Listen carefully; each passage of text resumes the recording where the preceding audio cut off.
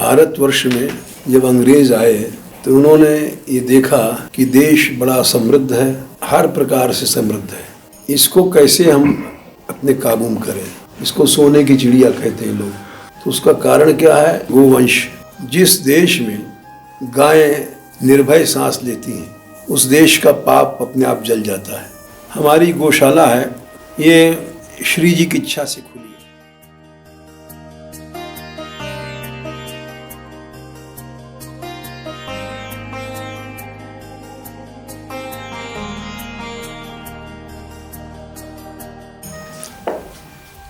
भारतवर्ष में जब अंग्रेज आए तो उन्होंने ये देखा कि देश बड़ा समृद्ध है और हर प्रकार से समृद्ध है।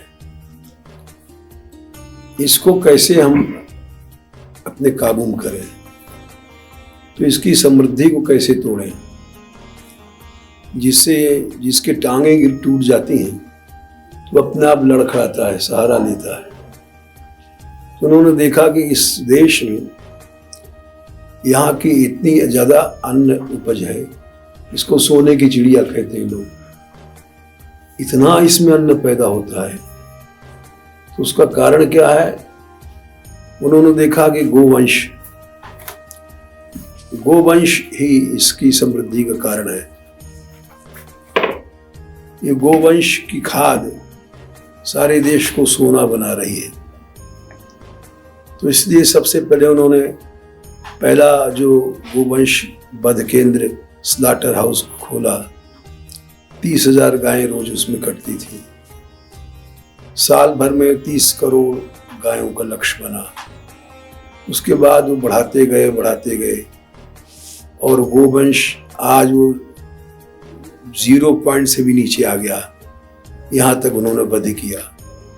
दूसरा, उन्होंने देखा कि गुरुकुल प्रथा यहाँ बहुत है, बड़े बच्चे तेजस्वी मेधावी हो जाते हैं।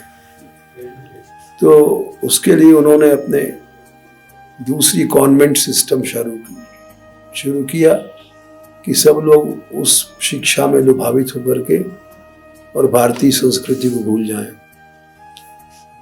तो समृद्धि का नाश करने में वो सफल रहे। गोवंश का उन्होंने नाश किया। जब से हमारा देश खाद से हीन हो गया, समृद्धि से हीन हो गया, और जब समृद्धि से हीन हो गया तो धीरे धीरे संस्कृति से भी हीन हो गया। क्योंकि जहाँ गो सेवा है वहाँ उसमें संस्कृति, भारतीय संस्कृति फलती है, फूलती है। च्यवन ऋषि ने कहा था महाभारत में नहुष से कि जिस देश में गायें निर्भय सांस लेती हैं उस देश का पाप अपने आप जल जाता है। तो वहां अपने आप संस्कृति फलती है, फूलती है। इस कारण से वो विश्वास लोगों में नहीं रहा और हमारी सांस्कृतिक नाश भी हमको प्राप्त हो गया। सबसे पहले गोवंश का नाश कर रहा है। एक वृषभ 3 टांग टूट गई है, चौथा भी तोड़ने वाला है। तो धर्म के 3 टांग तोड़ दिए इसने, चौथा भी तोड़ने वाला है। तो इसलिए सांस्कृतिक नाश भी गोवंश के नाश से जुड़ी हुई है। गोवंश की सेवा से निश्चित समृद्धि आएगी, सारा संसार मानता है। उसकी खाद से जो अन्न पैदा होता है वो सात्विक होता है। और हम लोग छोटे छोटे थे तो लोग बड़े बूढ़े कहते थे गैया को दूध पिए तो बछड़ा हो कैसे फुर्ती से चलता है, भैंस का दूध पिए तो पड्डा हो आलसी होता है, उसमें स्फूर्ति नहीं होती है। देश में एक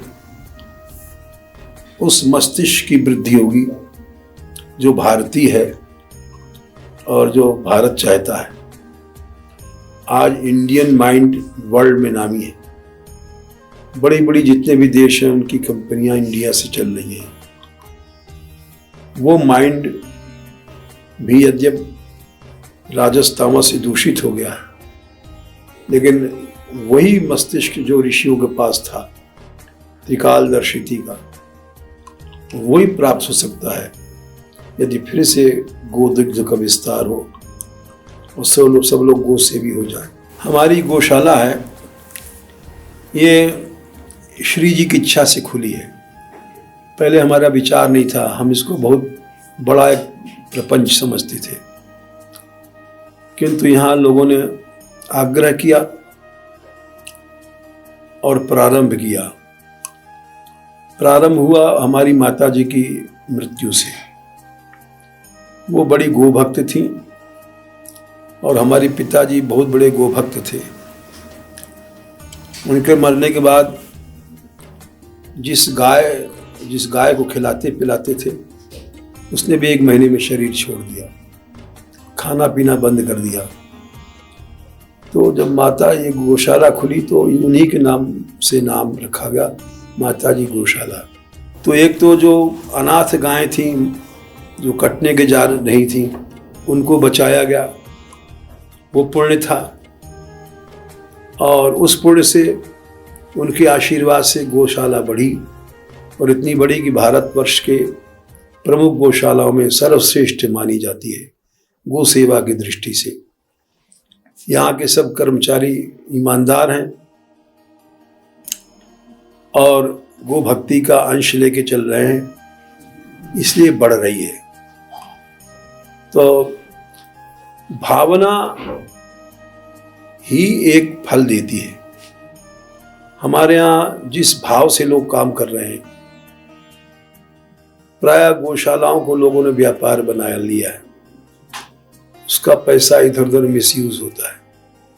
हमारे यहाँ ऐसा नहीं है, इसलिए बढ़ती जा रही है और बढ़ती जाएगी। नौजवान पीढ़ी के लिए यही संदेशा है कि यदि तुम भारतीय हो, भारतीय संस्कृति और भारतीय धर्म निष्ठा है, तो गो सेवा के लिए उतर आओ, आंख बंद करके उतर आओ। क्योंकि निश्चित बात है कि गो सेवा से भारतीय संस्कृति, भारतवर्ष, भारत भूमि, भारतीय अन्न उत्पादन, ये सब चीज़ें मजबूत होंगी।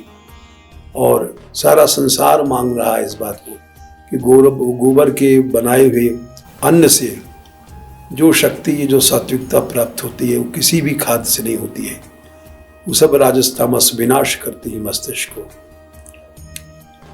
तो इसलिए हम चाहते हैं इस सत्य को हर भारतीय नवयुवक समझे, गो दूध का सेवन करे, गो सेवा करे। कृष्ण भगवान और गाय एक ही है। गोपाल गायों में घिरे रहते थे, आगे भी, पीछे भी, बगल में, अगल में, चारों ओर गाय। बिना गाय के एक क्षण में नहीं रहते थे। और गायों से उनका इतना प्रेम था कि वो सेवा करते थे, गायों से बात करते थे। ब्रूषे गो से तो हूं करते ही स्तुति पता ही मौनम विदत से सताम। बड़े बड़े संतों की स्तुति में चुप रहते थे और गैयाओं के बछड़ों से बात करते थे। बछड़े उनकी भाषा समझते थे, पूछते थे, अरे धौरी गाय, धौरी के यानी बछड़े, तेरी मैया दूध दे रही है? तो बछड़े हूं करते थे। गायों की भाषा गोपाल समझते थे और गोपाल की भाषा गाय समझते थे।